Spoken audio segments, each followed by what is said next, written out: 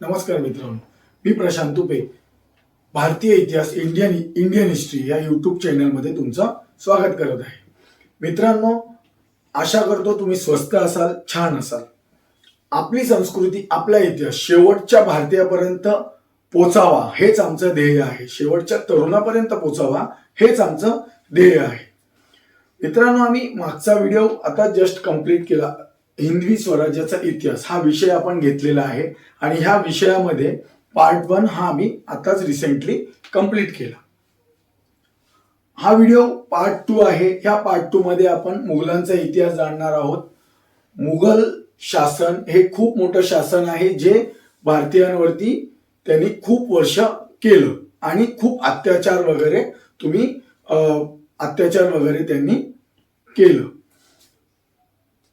मुघलांचा इतिहासाची आपल्याला काय गरज आहे असं तुम्हाला वाटत असेल, परंतु मुघलांचा इतिहास जाणणं हे खूप इम्पॉर्टंट आहे.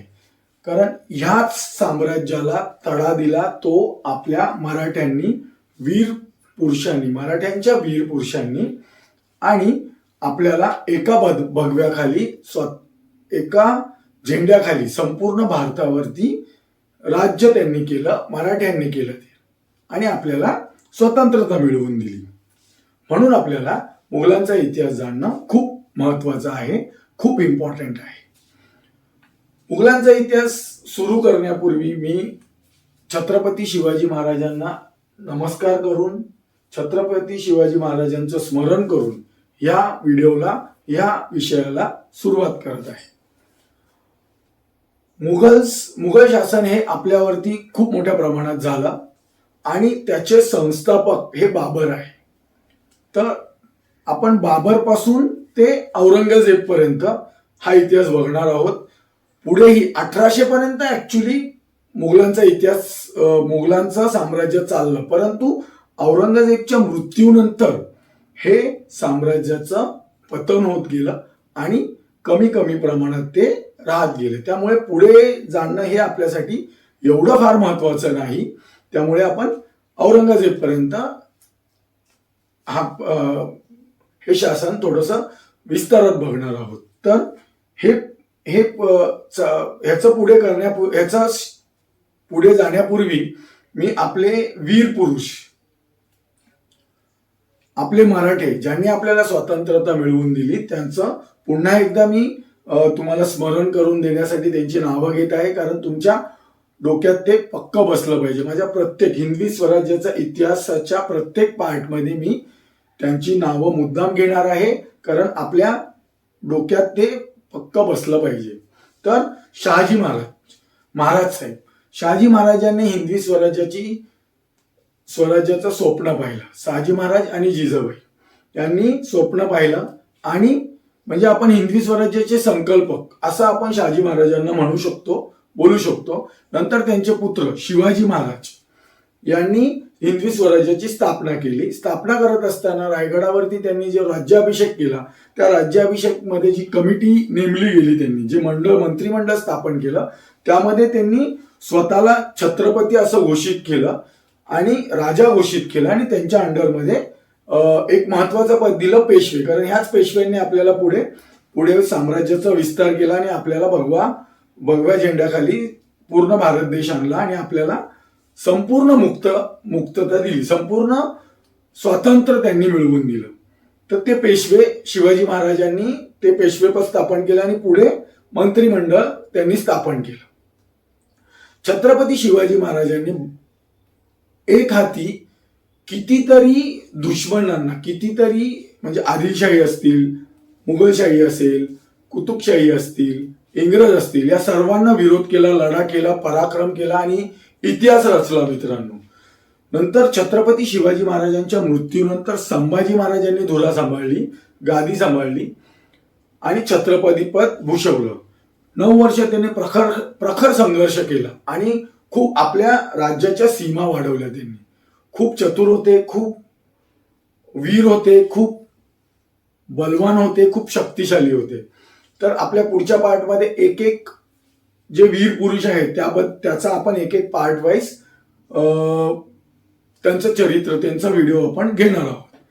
तर संभाजी महाराजांच्या मृत्यूनंतर राजाराम महाराज, संभाजी महाराजांची जेव्हा हत्या होते, तर इथे मी थोडंसं तुम्हाला सांगू इच्छितो की संभाजी महाराजांची जेव्हा हत्या होते तेव्हा औरंगजेब हा रायगडावरला वेढा घालण्यासाठी त्याच्या सरदाराला पाठवतो आणि रायगड आपल्या ताब्यात घेतो. रायगड ताब्यात घेतल्यानंतर येसुबाई काय करते, येसुबाई राजाराम महाराजाला गुप्त मार्गाने रायगड सोडावयास सांगते आणि स्वतः औरंगजेबच्या स्वाधीन होते, म्हणजे कैद होते. आणि त्यावेळेला त्यांचा मुलगा शाहू आणि येसुबाई ह्या दोघांना औरंगजेब कैद करतो मित्रांनो. आणि संभाजी महाराजांच्या मृत्यूनंतर राजाराम महाराज ती गादी सांभाळतात आणि छत्रपती पद भूषवतात. तर रायगडाच्या लांबून म्हणजे कर्नाटकच्या जिंजी जो किल्ला आहे त्या किल्ल्यावरनं ते मॅनेजमेंट त्यांच्या हातात घेतात आणि औरंगजेबला जेरी सांगतात. मग राजाराम महाराजांच्या मृत्यूनंतर त्यांची पत्नी, राजाराम महाराजांची पत्नी ताराराणी हे पेशवेपद आपल्याकडे घेतात आणि त्यांचा मुलगा शिवाजी टू, राजाराम महाराज आणि ताराराणी यांचा मुलगा शिवाजी टू याचं मंचकारोहण ताराराणी करते आणि त्यांना छत्रपती पद बाळ शिवाजी टू आपल्याला असं म्हणता येईल, त्यांना छत्रपती घोषित करते आणि स्वतः ते पेशवेपद आपल्या हातात घेते आणि अखंड युद्ध औरंगजेब बरोबर करते. ती खूप पराक्रमी अशी ती ताराराणी होती. आणि 5 वर्षाच्या संघर्षामध्ये औरंगजेब जेरीस येतो, कंटाळत होतो की ताराराणीला मी काय प्लॅन करतो. त्याच्या डोक्यात युक्ती येते की म्हणजे राजकारणी भाग असतो तो की जो संभाजी महाराजांच्या मृत्यूनंतर जे शाहू महाराज आणि येसुबाई यांना जे कैद केलेलं असतं ते शाहू महाराजांची सुटका करतात.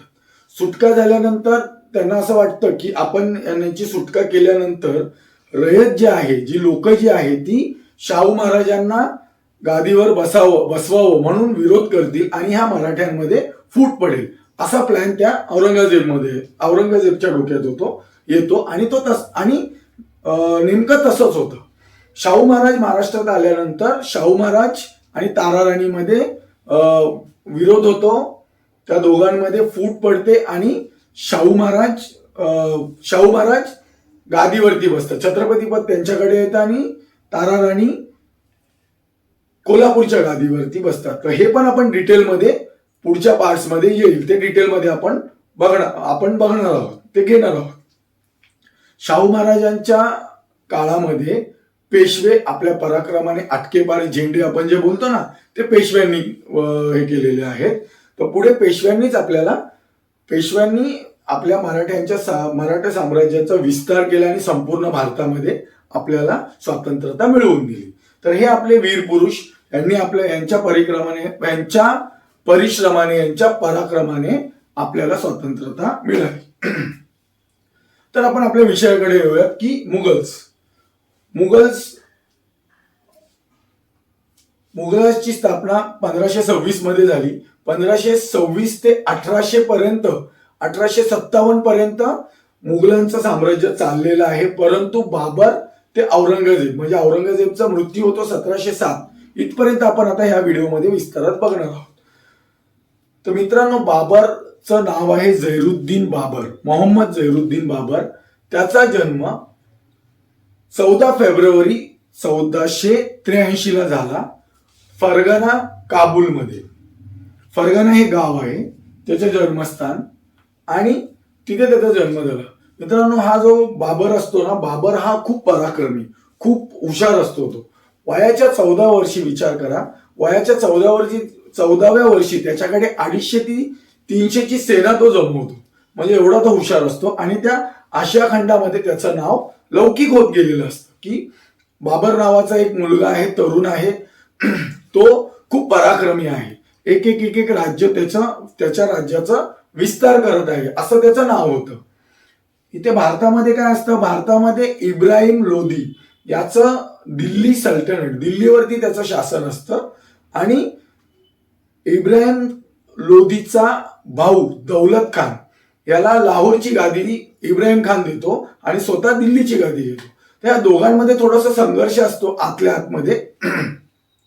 पण दौलत खानला काय वाटतं की तो त्याच्या भावाचं काय करू शकत नाही, पण त्याला इथून अशी खबर भेटत असते, म्हणजे त्याचं लक्ष असतं की आशिया खंडामध्ये बाबर नावाचा एक मुलगा आहे, तो खूप पराक्रमी आहे आणि तो म्हणजे त्याला जर आपण इथे इन्व्हाइट केलं आणि आपल्या भावाच्या विरोधात म्हणजे इब्राहिम खान लोधीच्या विरोधात जर आपण त्याला युद्ध करण्यास बोलवलं तर नक्कीच हा मुलगा त्याला हरवेल आणि त्याच्या मनासारखं म्हणजे दौलत खानच्या मनासारखं होईल आणि त्याच्या भावाला हरवून तो स्वतः त्या गादीवरती बसेल असा त्याचा प्लॅन होतो. असा तो विचार करतो आणि त्या विचाराप्रमाणे तो बाबरला एक पत्र लिहून इन्व्हाइट करतो आणि सगळ्या खबरा तो सगळ्या खबरा देत असेल म्हणूनच तो बाबर इकडे येऊन त्याच्यावरती आक्रमण करतो ना आणि ते युद्ध पण जिंकतो. तर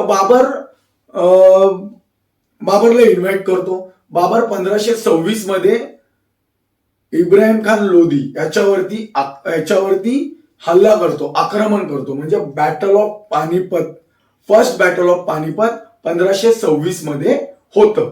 कोणामध्ये? इब्राहिम लोधी आणि बाबर मध्ये. त्यामध्ये बाबर जिंकतो. बाबर हा पराक्रमी असतो मित्रांनो, त्याची युद्ध कौशल्य खतरनाक असतं त्याचं.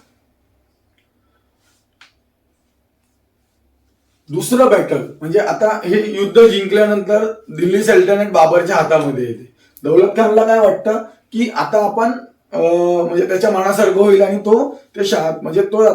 तो गादीवरती बसेल, लूटपाट करून बाबर निघून जाईल असं त्याला वाटतं. पण बाबर चालाक असतो. बाबरच्या लक्षात येतं की हे जे भारत जो देश आहे या भारतावरती जर आपण शासन केलं, एक एक राज्य जर मिळवत गेलो तर मिळवत जाऊ शकतो हे त्याच्या लक्षात आलं. कारण आपल्या हिंदूंमध्ये म्हणजे आपल्या राजांमध्ये छोट्या छोट्या गोष्टीवरनं वाद होतो, एकमेकांच्या विरोधात जात असतात हे त्या बाबरच्या लक्षात येतं. म्हणून बाबर तिथून काय हलत नाही. शेवटी दौलत खानला लक्षात येतं की बाबर आता आपल्या कंट्रोलच्या बाहेर गेलेला आहे आणि तो विचार सोडून घेतो. म्हणजे इथे दौलत खानची हार होते की मी याला इन्व्हाइट करून माझा काहीच फायदा झाला नाही. सेकंड बॅटल ऑफ खांडवा म्हणजे सेकंड जे युद्ध होतं ते बॅटल ऑफ खांडवा बाबर आणि राणा सांगामध्ये 1527. बघा किती फास्ट तो हे करतो. म्हणजे 1526 ला स्थापना करतो मुघलांची, 1528 ला लगेच युद्ध दुसऱ्या वर्षी ते पण तो जिंकतो. सॉरी, बॅटल ऑफ चंदेरी 1528 मध्ये, बरोबर, ते पण तो जिंकतो. आणि शेवटचं बॅटल ऑफ घाघरा 1529. म्हणजे सलग 3-4 वर्ष तो एक युद्ध जिंकत जातो आणि त्याचं नाव भारतामध्ये हळूहळू पसरत जातं आणि तो क्रूर असतो. बघा, मुघलांचं एक विशेष असतं की धर्माचा प्रसार करणं आणि म्हणजे जे हिंदू आहेत किंवा दुसऱ्या धर्माचे आहेत त्यांना कन्वर्ट करणं हे त्यांचं मुख्य ध्येय असतं. पुढे औरंगजेब पर्यंत अखंड भारत त्यांच्या अंडरमध्ये आलेला असतो. विचार करा. आणि प्रत्येकाचं हेच असतं की कन्व्हर्शन हे इम्पॉर्टंट असतं त्यांना. आणि जे स्लेव्स असतात, जे युद्धामध्ये मारले गेलेले हिंदू आहेत, त्यांना तो कन्वर्ट करून त्यांच्या सोबत घेऊन जा, म्हणजे त्यांच्यात सम्मिलित करून त्यांना कन्वर्ट करायचं असा त्यांचा हेतू असतो. तर बाबर हा खूप चालाक असतो, हुशार असतो आणि तो त्याच्या पराक्रमाने सगळे युद्ध जिंकतो. आता 1530 पर्यंत त्याचं शासन चालतं. म्हणजे 5 वर्ष बाबर चांगल्या प्रकारे एक्सपांड करतो गुजरातमध्ये. ज्या 4-5 ज्या लढाया होतो तो जिंकतो, ते चांगल्या प्रकारे युद्ध जिंकतो आणि एक्सपांड करतो. त्याचं युद्ध कौशल्य असं असतं की तो, बघा, भारतामध्ये कॅनल्स म्हणजे तोफा हा आणणारा पहिला माणूस म्हणजे मोहम्मद जहरुद्दीन बाबर. आपल्याला त्यावेळेस तोफा माहिती नव्हत्या की तोफा काय आहे. तोफा तो आणतो. म्हणजे बघा त्याची लढाईची स्टाईल काय असते. बॉर्डर मूवी आपण बघितला, तिथे बघा मध्ये एक असा खड्डा केलेला असतो आणि त्याच्यामध्ये आपले सैनिक असतात आणि त्या खड्ड्यामध्ये बसून फायर करत असतात. हे आपण बघितलेलं आहे. तर हा काय करतो, समजा आता इथे सैनिक आहेत, आणि समोर एक दुश्मनी सैनिक आहेत, त्यांच्या मधोमध तो खड्डे खोदतो आणि त्या खड्ड्यामध्ये तोफा टाकतो. तोफ्याचं तोंड वरती, फक्त त्या खड्ड्यातून तोफा येतात आणि खाली त्याचे सैनिक आहेत. त्या तोफाने तो आक्रमण करतो. म्हणजे काय होतं, त्याला लॉस नाही, त्याचे कोण मरत नाहीये, पण समोरच्याचे मरतंय. जर 2 लाख सैनिक असतील आणि याचे 1000 असतील तरी जिंकणार हाच ना, असं त्याचं युद्ध कौशल्य असतं. नंतर इंग्रज बारूद वगैरे, तोफा वगैरे ते कंट्रोल घेतात नंतर पुढे. पण पहिला जो आणणारा माणूस कोण, तर तो बाबर. तर 1530 पर्यंत त्याचं शासन चालतं. त्याच्यानंतर त्याचा मुलगा हुमायूं. मित्रांनो, हा जो हुमायूं असतो याने खूप स्ट्रगल केलेला आहे. स्ट्रगल इन द सेन्स त्याने त्याची सत्ता मिळवण्यासाठी खूप स्ट्रगल केलेली आहे. तर त्याचा जो कार्यकाळ आहे तो 1530 ते 1540 म्हणजे 10 वर्ष. पुढे 15 वर्ष म्हणजे 1555 ते 1556 हे 1 वर्ष पुन्हा तो गादी घेतो. पुन्हा ते आपण बघूयात आता कसं काय ते. म्हणजे 2 वेळा तो गादीवरती बसतो, 2 वेळा तो हे चालू त्याच्या गादीवरती बसतो. 1530 ते 1540 10 वर्ष मध्ये 15 वर्षाचा गॅप. 1555 तो पुन्हा एकदा म्हणजे जे हारलेला असतो तो मुघल शासन हे 1540 मध्ये संपलेलं असतं. शेरशाह सुरीने त्याचा नामोनिशान मिटवलेला असतो. परंतु तो 15 वर्ष संघर्ष करून पुन्हा त्याच्या भावांबरोबर येऊन आक्रमण शेरशाह सुरीवरती करतो, म्हणजे त्याच्या मुलावरती शेरशाह सुरीच्या. ते आपण बघूयात आता. आणि 1555 पुन्हा मुघल शासन आपल्या अंडर घेतो आणि 1 वर्ष तो राज्य करतो आणि त्याचा मृत्यू होतो. आता हा जो हुमायूं आहे 1530 मध्ये गादी त्याच्या हातात येते आणि पहिलं युद्ध लगेच 1531 मध्ये बॅटल ऑफ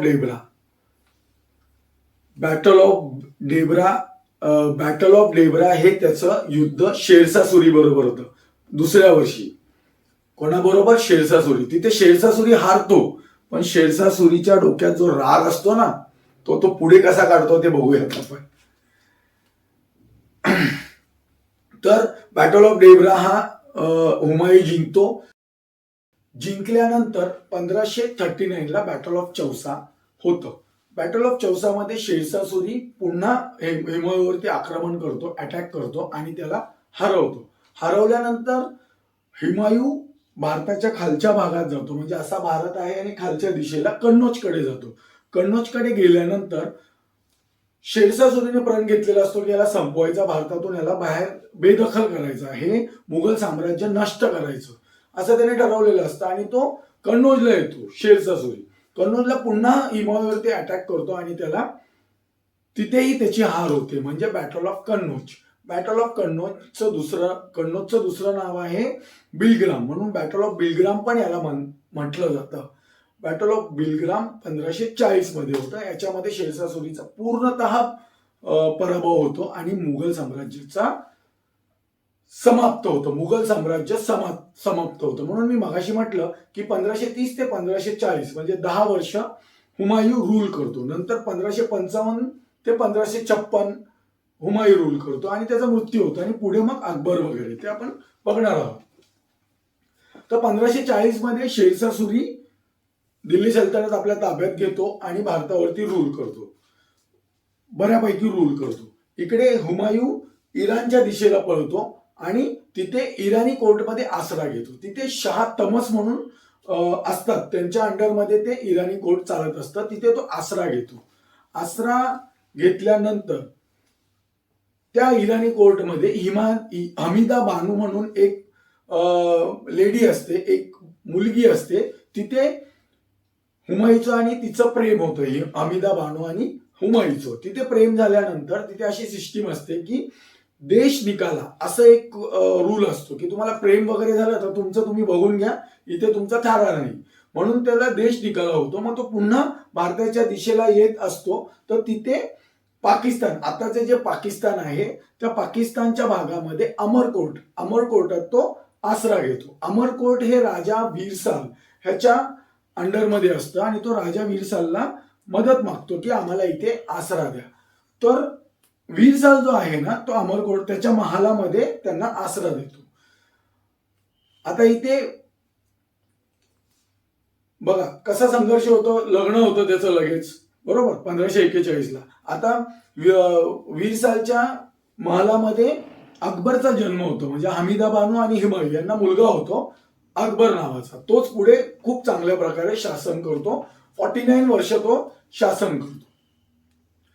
आता काय होतं, अकबरचा जन्म झाल्यानंतर हुमायूंला टेन्शन येतं की आता माझी बायको आहे, मुलगा आहे आणि मी आहे, आणि मी एवढं मोठं साम्राज्य केलं होतं, मला काय करता नाही आलं. त्याच्या डोक्यात ते चाललेलं असतं. मग त्याला असं वाटतं की आपण आता काहीतरी केलं पाहिजे, we have to do something. म्हणून तो प्लॅन करतो की काय करायला पाहिजे. मग तो प्लॅन करत असताना त्याच्या लक्षात येते की त्याचे हे जे 4 भाऊ असतं, जेव्हा यांचे सल्तनत असतं तेव्हा हे 4 भाऊ असतात. हुमायूंचे 4 भाऊ असतात. तर ते 4 भाऊ जे असतात ना, त्यांनी सुभेदारी दिलेली असते. लाहोरची सुभेदारी त्या एका भावाकडे असते आणि 2 भाऊ जे असतात ते कन्नौजच्या खालच्या दिशेला त्यांची सुभेदारी कुठेतरी असते. पण शेरशाह सुरीने आक्रमण केल्यानंतर त्यांचंही नष्ट होतं आणि ते दोघे भाऊ त्याच्या एका भावाला लाहोरमध्ये जाऊन भेटतात आणि तिथे चांगल्या प्रकारे ते शासन करत असतात. हे त्या हुमायूंला समजतं. हुमायूंला समजल्यानंतर तो त्याच्या भावांकडे जातो आणि भावांना सांगतो की आपण काहीतरी केलं पाहिजे आणि आपण आपलं साम्राज्य मिळवलं पाहिजे. मग मित्रांनो काय होतं, 1542 मध्ये 1542च्या लगभग ते प्लॅन करतात आणि 1555 पर्यंत ते प्लॅन करत असतात की आपण भारतामध्ये येऊन शेरशाह सुरीचा जे साम्राज्य आहे ते कसं नष्ट केलं पाहिजे, असा ते प्लॅन करतात आणि 1555ला ते आक्रमण करतात. आता शेरशाह सुरीचं 5 वर्षाच्या कालखंडामध्ये त्याचा मृत्यू होतो. मृत्यू झाल्यानंतर त्याचा मुलगा सिकंदर सुरी हा त्या पदावरती असतो. म्हणजे 10 वर्ष सिकंदर राज्य करतो पुढे. मग जेव्हा हे 4 भाऊ अटॅक करतात तेव्हा सिकंदर सुरीचं राज्य असतं आणि तो सिकंदर सुरीला नष्ट करतात. 1555 मध्ये सिकंदर सुरीचा अंत होतो. सिकंदर सुरी हारतो आणि पुन्हा एकदा यांच्याकडे मुघलांचं साम्राज्य येतं. आता इथपर्यंत काय होतं, 1555 पर्यंत 1555ला पुन्हा राज्य आलं. पुन्हा त्यांनी भारतावरती राज्य स्थापन केलं आणि 1 वर्ष हुमायूं भारतावरती राज्य करतो. नंतर त्याचा 1556 मध्ये मृत्यू होतो. 1556 मध्ये अकबर जो असतो तो आता 14 वर्षाचा झालेला असतो.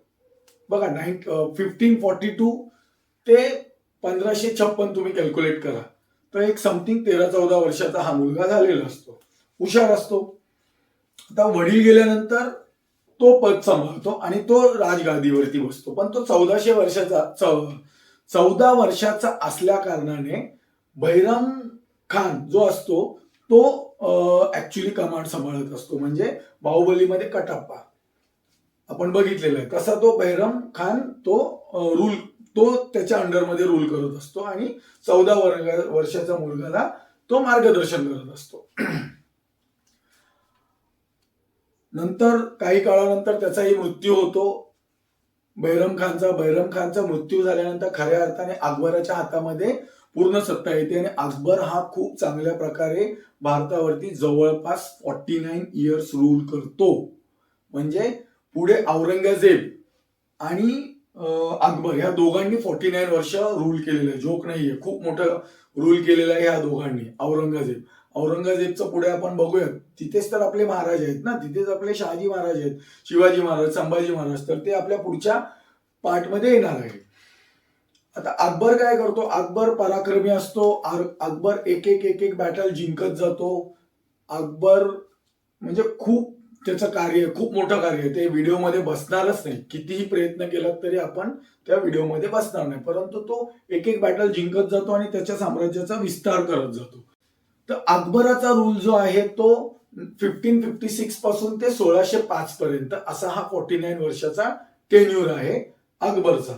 अकबर नंतर जहागीर म्हणजे 1605 ते 1627 पर्यंत जहागीर रूल करतो आता इथे जहागीरपर्यंत काय झालेलं असतं, बऱ्यापैकी साम्राज्य त्यांच्या अंडर आलेलं असतं.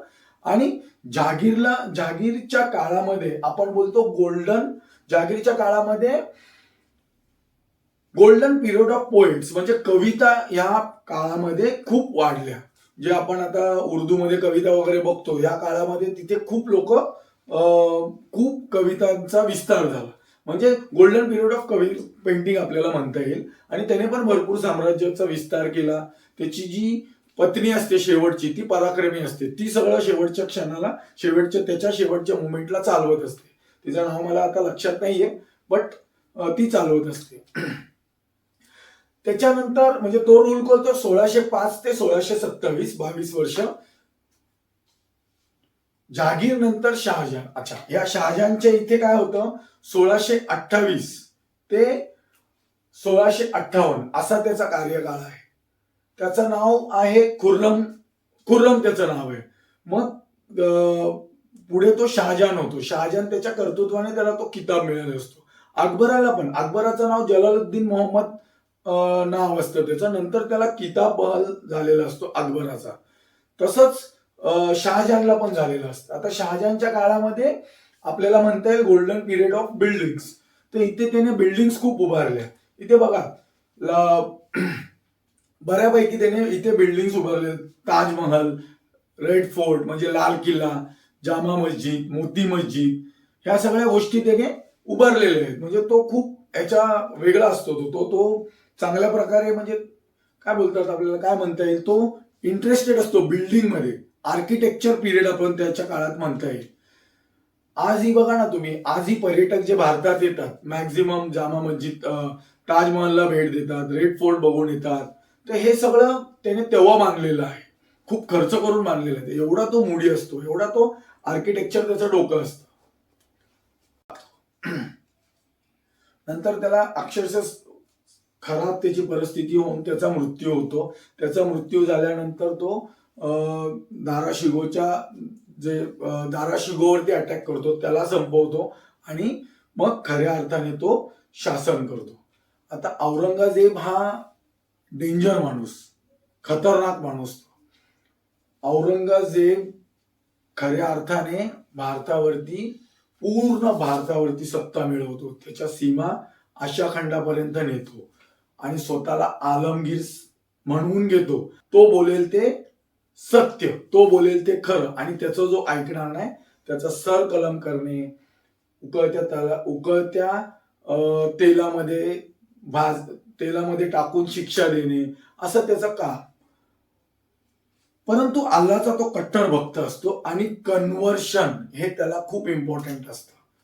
आणि तो इतका क्रूर असतो ना, इतका खतरनाक असतो ना, की तो प्रत्येक स्टेटवरती, प्रत्येक याच्यावरती त्याचा कमांड असतो.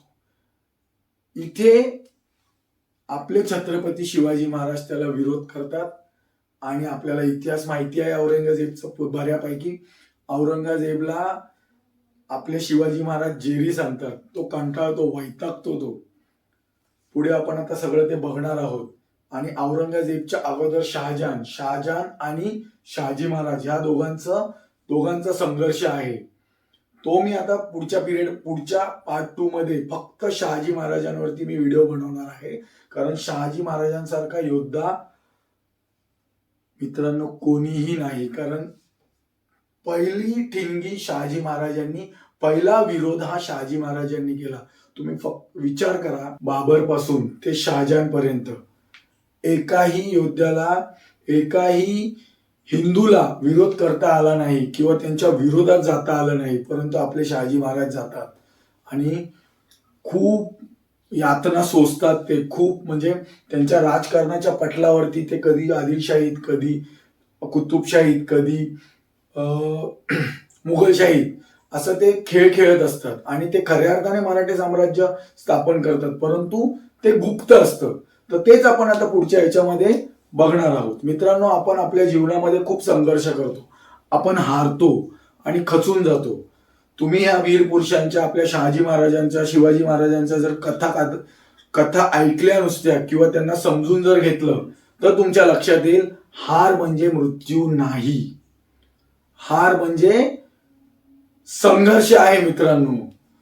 आपण हारतो तर आपण काहीतरी शिकतो, हे महाराज साहेबांनी शिवाजी महाराजांना सांगितलेलं आहे. किंवा त्यांच्या प्रत्येक लढाईमध्ये जेव्हा जेव्हा ते हारतात तेव्हा ते राजकारण खेळून दुसऱ्या पक्षात जाणं किंवा खूप चांगली खेळी खेळतात. म्हणजे त्यांच्या लक्षात येतं की आपला जर मृत्यू झाला तर पुढे हे मराठी साम्राज्य नेणार कसं पुढे, हे त्यांना माहिती असतं. म्हणून हार हे हा शेवट नाही. तर आपण हे सगळं शिकलं पाहिजे मित्रांनो यांच्याकडून, ह्या सगळ्या वीर पुरुषांकडून. तर आजचा जो हा पार्ट 2 आहे मी इथे संपवतो आणि पुढचा जो व्हिडिओ आपला येणार आहे शहाजी महाराजांचा, तो तुम्ही कृपा करून नक्की बघा. आणि हा जो व्हिडिओ आहे हा तुम्ही पुन्हा पुन्हा बघा, समजून घ्या, तुमच्या भाषेत तुमच्या मुलांना सांगा, तुमच्या नातेवाईकांना सांगा. आणि यातील पुढील व्हिडिओ बघण्यासाठी म्हणजे हिंदवी स्वराज्याचा इतिहास याचा पुढील व्हिडिओ बघण्यासाठी आमच्या या चॅनलला सबस्क्राईब करा, बेल आयकॉन बटन दाबा, म्हणजे पुढचे व्हिडिओज तुम्हाला बघता येतील आणि संपूर्ण हिंदवी स्वराज्याचा इतिहास हा तुम्हाला चांगल्या रीतीने समजेल. मित्रांनो, परत भेटूयात आपण दुसऱ्या व्हिडिओमध्ये. शहाजी महाराजांचा संपूर्ण व्हिडिओ आपण बनवणार आहोत, तो आपण पुढच्या व्हिडिओमध्ये बघूयात. मित्रांनो, तुम्ही तुमचा अमूल्य वेळ दिल्याबद्दल, संपूर्ण व्हिडिओ बघितल्याबद्दल मी तुमचा आभारी आहे. मी माझ्या टीमच्या वतीने मी तुमचा आभार मानतो. माझ्या बॅकला माझी टीम आहे, तीही खूप मेहनत घेत आहे आणि त्यांच्या वतीनेही मी तुमचे आभार मानतो. आणि मी हा व्हिडिओ इथे संपवतो आणि पुढच्या व्हिडिओमध्ये आपण भेटूयात. आमचा जो ध्येय आहे तो हाच आहे की आपली संस्कृती, आपला इतिहास शेवटच्या भारतीयापर्यंत पोहोचावा, हे आमचा ध्येय आहे. तर धन्यवाद मित्रांनो, मी तुमचा खूप खूप आभारी आहे. जय शिवराय.